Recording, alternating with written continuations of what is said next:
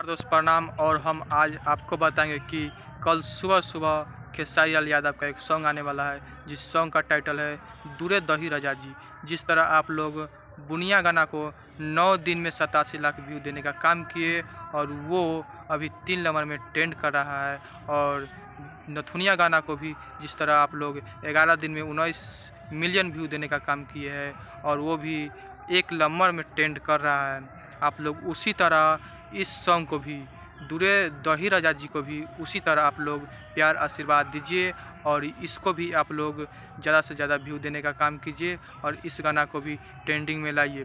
बड़ी ही बवाल सॉन्ग है। पोस्टरे देख कर आपको लग गया होगा कि कितना खतरनाक लुक है और कितना बवाल सॉन्ग आने वाला है। बड़ी ज़बरदस्त है दोस्त। कल सुबह सुबह सूत के उठिए और 6:30 में दूरे दही राजा जी का आनंद लीजिए और ढेर सारा प्यार आशीर्वाद बनाइए। चलिए दोस्त, चैनल पर नए हैं तो चैनल के सब्सक्राइब कर लीजिए और लाइक कमेंट शेयर कीजिए। धन्यवाद।